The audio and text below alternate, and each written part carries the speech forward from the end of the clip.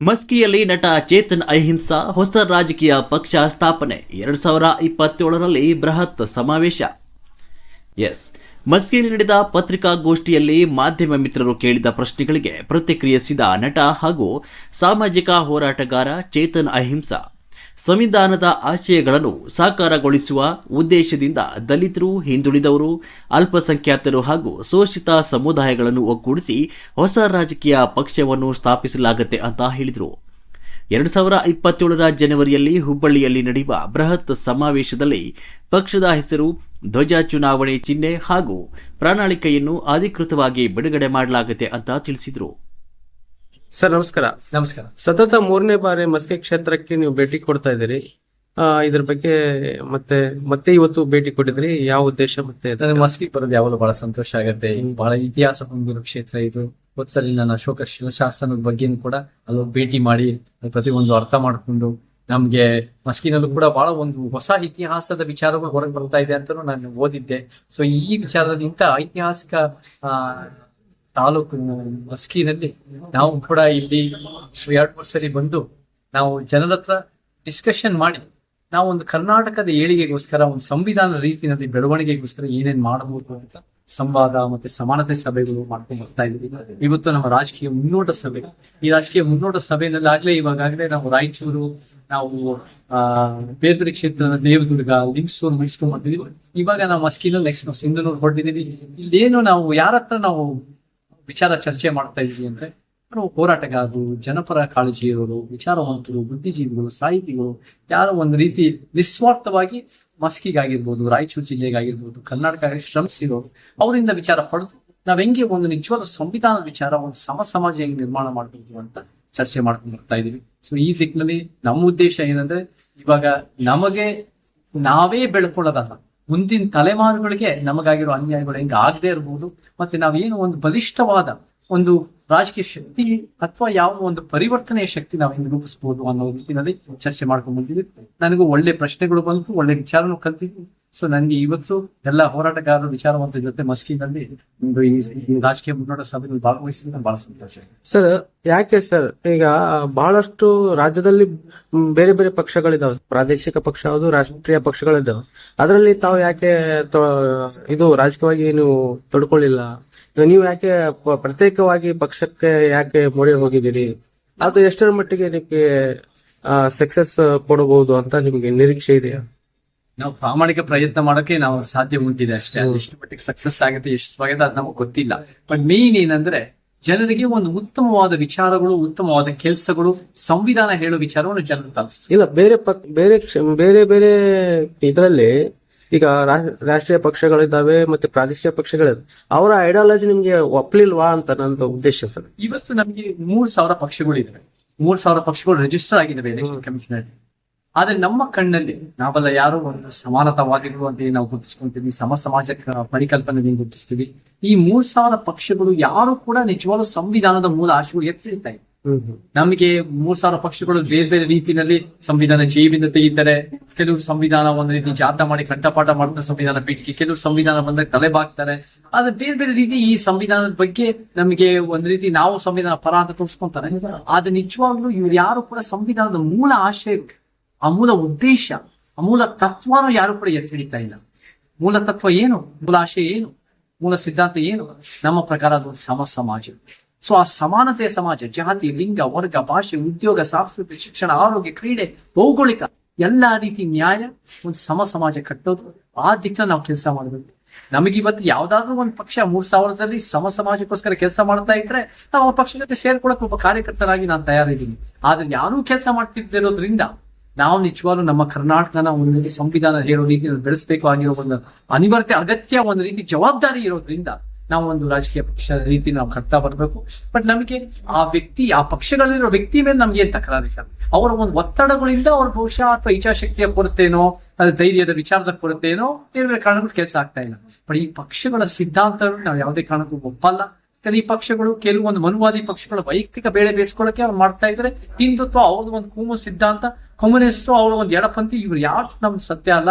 ನಮ್ಮ ಕಣ್ಣಲ್ಲಿ ನಿಜವಾಗ್ಲೂ ಕರ್ನಾಟಕ ಮತ್ತೆ ಭಾರತ ಬೆಳೆಸಬೇಕು ಅಂದ್ರೆ ಅಂಬೇಡ್ಕರ್, ಪೆರಿಯಾರ್, ಕಾಂಶೀರಾಮ್ ಸತ್ಯ ಪಂಥ, ಎಡಪಂಥ ಅಲ್ಲ, ಬಲಪಂಥ ಅಲ್ಲ, ಮಧ್ಯ ಪಂಥ ಅಲ್ಲ, ನಮ್ಮದೇ ಆದ ಸತ್ಯ ಪಂಥದ ಮುಖಾಂತರ ನಾವು ಸಂವಿಧಾನ ಎತ್ತಿ ಹಿಡಿಬೇಕು ಅಂತ ಹೇಳಿದ್ರು. ಈಗ ಚುನಾವಣೆ ಸ್ಪರ್ಧೆ ಮಾಡ್ಬೇಕಾದ್ರೆ ಹಣ ಬಲ ಬೇಕು, ತೋಳು ಬಲ ಬೇಕು, ಮತ್ತೆ ರಾಜಕೀಯ ಹಿನ್ನೆಲೆ ಇರಬೇಕು. ಇದು ಯಾವುದು ನಿಮ್ಮ ಹತ್ರ ಇಲ್ಲ ಸರ್. ಹಾಗಾಗಿ ಏನೈತೆ, ಈ ರಾಜ್ಯದಲ್ಲಿ ನೀವು ಯಾವ ರೀತಿ ಪಕ್ಷ ಕಟ್ತೀರಿ ಮತ್ತು ಪಕ್ಷ ಸಂಘಟನೆ ಮಾಡ್ತೀರಿ. ಈಗ ಒಂದು ಪಕ್ಷ ಕಟ್ಟಬೇಕಾದ್ರೆ ಹಣ ಬಲ, ತೋಳ್ಬಲ ಇದು ಎಲ್ಲ ಏನೈತೆ ರಾಜ್ಯದಲ್ಲಿ ಕೆಲಸ ಮಾಡ್ತದೆ. ನೀವು ಯಾವ ರೀತಿ ಮಾಡ್ತೀರಿ ಸರ್? ಯಾವ ರೀತಿ ಜನರಿಗೆ ಏನೈತೆ ಅವೇರ್ನೆಸ್ ಮಾಡ್ತೀರಿ? ಯುವಕರನ್ನ ಯಾವ ರೀತಿ ಇದು ಒಗ್ಗೂಡಿಸ್ತೀರಿ? ಮತ್ತೆ ಪಕ್ಷ ಸಂಘಟನೆ ಯಾವ ರೀತಿ ಮಾಡ್ತೀರ? ನಾವು ಪಕ್ಷ ಕಟ್ಟುವ ಉದ್ದೇಶ ಯಾವ ರೀತಿಯಲ್ಲಿ ಸಿದ್ಧಾಂತದ ಬಲದ ಮೇಲೆ. ಇವತ್ತು ತೋಳ ಬಲದಿಂದ ಸಮಸ್ಯೆ ಆಗ್ತಾ ಇದೆ ಹೊರತು ಅದರಿಂದ ನಾವು ನಿಜ ಸಂವಿಧಾನ ಎತ್ತಿಡ್ತಾ ಇಲ್ಲ. ಇವತ್ತು ಕುಟುಂಬ ರಾಜಕೀಯದಿಂದ, ರಾಜಕೀಯ ಹಿನ್ನೆಲೆ ಇರೋರು ಏನೇನು ಅವರ ವೈಯಕ್ತಿಕ ಬೇಳೆ ಬೇಯಿಸ್ಕೊಳ್ತಾ ಇದ್ದಾರೆ, ಅವರಿಂದ ಇಡೀ ಸಮಾಜ ಅವರಿಂದ ಯಾವ ನಂಬಿಕೆ ಕಳ್ಕೊಂಡ್ಬಿಟ್ಟಿದ್ದಾರೆ. ಅವರಿಂದ ಏನು ಸಾಧ್ಯ ಉಂಟು ಅಂತ ಹೇಳಲ್ಲ. ಹಣ ಬಲ ಒಂದು ಮಟ್ಟಕ್ಕೆ ಬೇಕಾಗತ್ತೆ. ಇವಾಗ ಹಣ ಇರೋರು ಮಾತ್ರ ಬೆಳೀತಾ ಇದ್ದಾರೆ, ಅವ್ರ ಮಕ್ಕಳು ಮೊಮ್ಮಕ್ಕಳೇ ಬೆಳೀತಾ ಇದ್ದಾರೆ ಅಂತ ಸಮಾಜ ಅಲ್ಲ. ಓಡಾಡಕ್ಕೆ, ಪ್ರಚಾರ ಮಾಡಕ್ಕೆ, ಸೇವೆ ಮಾಡಕ್ಕೆ, ಜನ ತಲುಪಕ್ಕೆ ಒಂದು ಮಟ್ಟಕ್ಕೆ ನಮ್ಗೆ ಹಣ ಬೇಕಾಗತ್ತೆ. ಅದು ಎರಡು ಮಾತಿಲ್ಲ. ಏನೇ ಎಲೆಕ್ಷನ್ ರಿಕ್ವೈರ್ಮೆಂಟ್ಸ್, ಗೈಡ್ ಲೈನ್ಸ್ ಅಡಿಯಲ್ಲಿ ಇದ್ರೆ ಅದು ಕೆಲಸ ಮಾಡಬಹುದು. ಬಟ್ ಇವತ್ತಿನ ದಿನ ಬಹಳ ಒಂದು 100 ಕೋಟಿ 1000 ಕೋಟಿ ದುಡ್ಡಿದೆ ಅಂದ್ರೆ ಹೆಂಗ್ ಬಂತು ಆ ದುಡ್ಡು? ಎಲ್ಲಿಂದ ಬಂತು ಆ ದುಡ್ಡು? ಏನ್ ನಮ್ಮ ಕೂಲಿ ಕಾರ್ಮಿಕ, ನಮ್ಮ ರೈತರಿಗೆ ಆ ದುಡ್ಡು ಇದೆಯಾ? ನಮ್ಮ ಚರಂಡಿ ಕಾರ್ಮಿಕ, ನಮ್ಮ ಒಂದು ದಿನನಿತ್ಯ ಫ್ಯಾಕ್ಟರಿ ವರ್ಕರ್ಸ್, ಆ ರೀತಿ ಚಾಲಕರಿಗೆ ಆ ದುಡ್ಡು ಇದೆಯಾ? ಒಂದು ಗಾದೆ ಮಾತಿದೆ ಅಮೆರಿಕದಲ್ಲಿ, ಏನ್ ಹೇಳ್ತಾರೆ ಅಂದ್ರೆ, ಎಲ್ಲಿ ಜಾಸ್ತಿ ಸಂಪತ್ತಿದೆಯೋ ಅಲ್ಲಿ ಜಾಸ್ತಿ ಅಪರಾಧ ಇರುತ್ತೆ. ಸೊ ಇವತ್ತು 100 ಕೋಟಿ 1000 ಕೋಟಿ ನಿಮ್ಮ ಹತ್ರ ಇದೆ ಅಂದ್ರೆ ಬೇರೆ ಬೇರೆ ರೀತಿಯಲ್ಲಿ ಮಾಡಬಾರದು ಆಗಿರುತ್ತೆ. ಯಾರೋ ಮಾಡಿರ್ತಾರೆ, ಆ ರೀತಿಯಲ್ಲಿ ನಡೀತಾ ಇದೆ. ಅಂತ ಸಮಾಜ ನಮಗೆ ಬೇಡ. ನಮಗೆ ಎಂತ ಸಮಾಜ ಬೇಕು ಅಂದ್ರೆ ಎಲ್ಲರೂ ಸರಿ ಸಮಾನದ ಸಮಾಜ, ಅದು ಆರ್ಥಿಕ ಸಮಾನತೆನೂ ಬೇಕು. ಸೊ ಆರ್ಥಿಕ ಸಮಾನತೆ ಬಂದ್ರೆ ನಮ್ಗೆ ಖಂಡಿತ ಮಸ್ಕಿಯಿಂದ ಬಹಳ ಜನ ಕಾಳಜಿ ಇರೋರು ಇದ್ದಾರೆ, ಜನಪರವಾಗಿ ಕೆಲಸ ಮಾಡೋರು ಇರ್ತಾರೆ, ಅವ್ರಿಗೆ ಶಕ್ತಿ ತುಂಬಿಸೋಣ. ನಾವೆಲ್ಲ ಚಳುವಳಿಗಳು ಒಗ್ಗಟ್ಟಾದರೆ, ಹೋರಾಟಗಾರರು ಒಗ್ಗಟ್ಟಾದ್ರೆ ಬಹಳ ಶಕ್ತಿ ಇದೆ. ಸಿದ್ಧಾಂತ ವಿಚಾರದ ಶಕ್ತಿಗಿಂತ ಯಾವ ಶಕ್ತಿನೂ ವಿಚಾರ ಅದಕ್ಕಿಂತ ಮೀರಿತಲ್ಲ. ಸೊ ಆ ವಿಚಾರದ ಶಕ್ತಿಯಿಂದನೇ ನಮ್ಮ ದೇಶ ಕಟ್ಟಿರೋದು.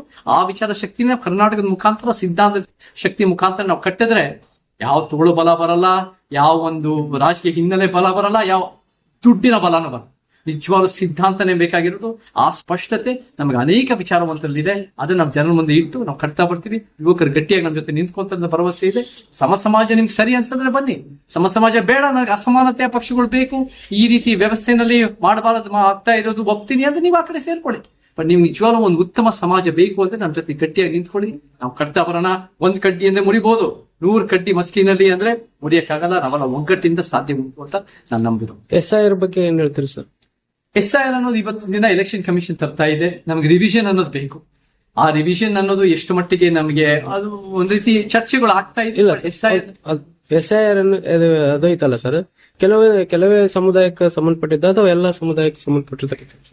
ನಮಗೆ ರಿವಿಷನ್ ಅನ್ನೋದು ಇವತ್ತು ನಮ್ಗೆ ಬೇರೆ ಬೇರೆ ರೀತಿಯಲ್ಲಿ ವೋಟ್ ಚೋರಿ ಅನ್ನೋದು ಏನೇನು ಸಮಸ್ಯೆಗಳಿವೆ. ಕೆಲವರು ಬೇರೆ ಬೇರೆ ಕಡೆ ನಮಗೆ 3-4 ಕಡೆನೂ ಕೂಡ ರಿಜಿಸ್ಟರ್ ಆಗಿದ್ದಾರೆ ಅಂತ ಹೇಳಿ ಎಲ್ಲಾ ರೀತಿನಲ್ಲೂ ಒಂದು ರೀತಿ ಪಕ್ಕ ಒಂದು ಪಾರದರ್ಶಕವಾಗಿ ನಮ್ಗೆ ಯಾವ ಸಮಸ್ಯೆ ಇದೆ ಒಂದು SIR ಬರ್ಲಿ.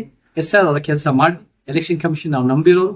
ಎಲೆಕ್ಷನ್ ಕಮಿಷನ್ ಏನ್ ಮಾಡ್ತಾರೋ ಅದು ಜನಪರವಾಗಿ, ಅದು ಒಂದು ನಿಜವಾಗ್ಲೂ ಜನರ ಹಿತಕ್ಕಾಗಿ, ಅದ್ರ ಪ್ರಜಾಪ್ರಭುತ್ವ ಒಳ್ಳೇದಕ್ಕಾಗಿ ಮಾಡ್ಲಿ ಅಂತ ನಾನು ಭಾವಿಸ್ತೇನೆ. ಸೊ ಸಮಾಜ ಒಪ್ಪದ್ಮೇಲೆ ನೀವ್ ಏನ್ ಮಾಡ್ಬೇಕು ಅಂದ್ರೆ ನಮ್ಮ ಜೊತೆ ಜನಜಾಗೃತಿ ವಿಚಾರಗಳಾಗಿರ್ಬೋದು, ನಮ್ಮ ಹೋರಾಟಗಳಾಗಿರ್ಬೋದು, ಮತ್ತೆ ಮುಖ್ಯವಾಗಿ ಸೇವೆ ಮಾಡೋದಾಗಿರ್ಬೋದು, ಇದನ್ನ ಮುಂದುವರಿಸಿ ಆ ದಿಕ್ಕಿನಲ್ಲಿ ನಾವು ಕೆಲಸ ಮಾಡಿದ್ರೆ ಮಸ್ಕಿನ ನಾವು ನಿಜರು ಉತ್ತಮ ರೀತಿ ಕಟ್ಟಬಹುದು. ಯುವಕರು ಇವತ್ತು ಬಹಳ ಒಂದು ರೀತಿ ಫ್ರಸ್ಟ್ರೇಷನ್ ಆಗ್ಬಿಟ್ಟಿದೆ. ಈ ಪಕ್ಷಗಳು ಯಾವುದೇ ರೀತಿ ಜನಪರವಾಗಿ ನಿಂತಿಲ್ಲ. ಈ ಪಕ್ಷಗಳು ಬರೀ ಅವ್ರವ್ರ ಬೇಳೆ ಬೇಯಿಸ್ಕೊಳ್ತಾ ಇದ್ದಾರೆ. ಅವ್ರು ನಿಜವಾಗ್ಲೂ out of touch with reality ಅಂತ ಗೊತ್ತಾಗ್ಬಿಟ್ಟಿದೆ. ಸೊ ಯುವಕರ ಉದ್ಯೋಗದ ವಿಚಾರ ಆಗಿರ್ಬೋದು, ಈ ಉತ್ತರ ಕರ್ನಾಟಕದ ಅಭಿವೃದ್ಧಿ ವಿಚಾರ ಆಗಿರ್ಬೋದು, ಇದೆಲ್ಲ ನಿರ್ಲಕ್ಷ್ಯ ಆಗ್ತಾ ಇದೆ. ನಮಗೇನ್ ಬೇಕು ಅಂದ್ರೆ ಯುವಕರು ಇನ್ವಾಲ್ವ್ ಆಗೋದು ಬೇಕಾಗಿದೆ. ಇನ್ವಾಲ್ವ್ ಆದ್ರೂ ಕೂಡ ಒಂದು ಸಮಾಜ ಸಿದ್ಧಾಂತ ಇನ್ವಾಲ್ವ್ ಆಗಲಿ, ಒಂದು ದೇಶ ಸೇವೆ ರೀತಿನ ಇನ್ವಾಲ್ವ್ ಆಗಲಿ, ಒಂದು ನಿಷ್ಪಕ್ಷಪಾತವಾಗಿ, ಒಂದು ಜನಪರವಾಗಿ ಸೇವೆ, ಒಂದು ನಿಸ್ವಾರ್ಥವಾಗಿ ಮಾಡಿದ್ರೆ ಗಟ್ಟಿಯಾಗಿ ನಾವು ಕಟ್ತಾ ಬರ್ಬೋದು. ಯುವಕರ ಶಕ್ತಿಯಿಂದನೇ ಪರಿವರ್ತನೆ ಹೇಳಿಕೆ ಸರ್. ಯುವಕರ ಶಕ್ತಿ ಅಂದ್ರೆ ನೆನಪಾಗುತ್ತೆ, ದೆಹಲಿಯಲ್ಲಿ ನಿರಂತರ ಪ್ರತಿಭಟನೆ ನಡೆಸಿದ್ದಾರೆ ವಿದ್ಯಾರ್ಥಿ ಸಿಜೆಪಿ ವಿಚಾರ ನಾನು ಕೂಡ ನೋಡಿದೀನಿ. ನಮ್ಗೆ ಯುವಕರು ಪೊಲಿಟಿಕಲ್ ಮೂವ್ಮೆಂಟ್ ಅಲ್ಲಿ ಇನ್ವಾಲ್ವ್ ಆಗೋದು ಬಹಳ ಒಳ್ಳೇದು. ಜಾಸ್ತಿ ಇನ್ವಾಲ್ವ್ ಆಗಬೇಕು, ಜಾಸ್ತಿ ಒಂದು ರೀತಿ ಅವರು ಕೂಡ ಒಂದು ನಾವೇನ್ ಸಮಾಜಕ್ಕೆ ವಾಪಸ್ ಕೊಡ್ಬೋದು ಅನ್ನೋ ಯೋಚನೆ ಇರಬೇಕು, ನಾನೇನ್ ಪಡಿಬಹುದು ಅನ್ನೋದಕ್ಕಿಂತ. ಅದು ಒಳ್ಳೇದೇ, ಜನ ಇನ್ವಾಲ್ವ್ ಆಗ್ತಾ ಇದ್ದಾರೆ. ಆದ್ರೆ ಸಿಜೆಪಿ ವರ್ಸಸ್ ಬಿಜೆಪಿ ಆಗಿರೋದ್ರಿಂದ ಪರಿವರ್ತನೆ ಇದೆ. 75 ವರ್ಷ ಬಿಜೆಪಿ ಪಕ್ಷ 1925 ಇಂದ ಹೆಚ್ಚು ಕಮ್ಮಿ 1998 ಅವರು ಕಾಕ್ರೋಚ್ ಆಗಿ ಕೆಲಸ ಮಾಡ್ತಾ ಇದ್ರು. ಇವಾಗ ಆಳುವ ಶಕ್ತಿಯಾಗಿ ಅವರು ಒಂದ್ ರೀತಿ ಆ ಪಕ್ಷನೂ ಸಮಸ್ಯೆ, ಸಿದ್ಧಾಂತದ ಸಮಸ್ಯೆ ಇದೆ. ಬಟ್ ಆ ಪಕ್ಷ ಒಂದೇ ಪ್ರಶ್ನೆ ಮಾಡೋದು, ನಮ್ಮ 3,000 ಪಕ್ಷಗಳು ಯಾರು ಜನಪರವಾಗಿ ಮಾಡ್ತಾ ಇದ್ದಾರೆ, ಯಾರು ನಿಜವಾದ ಸಂವಿಧಾನ ಪರವಾಗಿ ಮಾಡ್ತಾ ಇದ್ದಾರೆ? ಬಿಜೆಪಿ 38% ವೋಟ್ ಮಾತ್ರ ಅಲ್ಲ, ಈ 62% ಮನುವಾದದ ವೋಟ್, ಅವ್ರ ವೋಟ್ ಶೇರ್, ಅವ್ರು ಬಹಳ ದೊಡ್ಡ ಸಮಸ್ಯೆ. ಅವ್ರ ಮೂಲ ಬಿಜೆಪಿ ಯಾಕೆ ಆಚೆ ಬಂತು? ಯಾಕೆ ಬಂತು ಅಂದ್ರೆ ಕಾಂಗ್ರೆಸ್ಸಿನ ಮೂಲ, ಮನುವಾದದ ಮೂಲ ಸಮಸ್ಯೆ. ನಾವಿವತ್ತಿನ ದಿನ ಈ 3,000 ಪಕ್ಷಗಳು ಪ್ರಶ್ನೆ ಮಾಡೋ ರೀತಿಯಲ್ಲಿ ನಾವೊಂದು ಸಮಾಜ ದಿಕ್ಕಿನಲ್ಲಿ, ನಮಗೆ ನಾವು ಕಾಕ್ರೋಚ್ ಅಂತೀವೋ, ನಾವೊಂದು ಕುದುರೆ ಓಡಿಸ್ತಾರ, ಈ ಪಕ್ಷಗಳ ಸರ್ಕಾರಗಳು ಎಬ್ಬರಿಸೋದು ನಮ್ಮ ಉದ್ದೇಶ, ಅವ್ರಿಗೆ ಎಚ್ಚೆತ್ಕೊಳ್ಳೋದು ನಮ್ಮ ಉದ್ದೇಶ, ಮತ್ತೆ ಉತ್ತಮ ದಿಕ್ಕನ್ನ ತಗೊಳೋದು ನಮ್ಮ ಉದ್ದೇಶ. ಬಾಬಾ ಸಾಹೇಬ್ ಹೇಳೋ ತರ ನಾವು ಒಂದು ನದಿಯನ್ನು ಕೊಚ್ಕೊಂಡು ಹೋಗೋ ಮಣ್ಣಲ್ಲ, ನಾವು ನದಿಯ ದಿಕ್ಕು ಬದಲಾಯಿಸೋ ಬಂಡೆಗಳು. ಸೊ ಆ ಬಂಡೆಗಳ ರೀತಿ ನಾವು ಕೆಲಸ ಮಾಡಕ್ಕೆ ಇಷ್ಟ.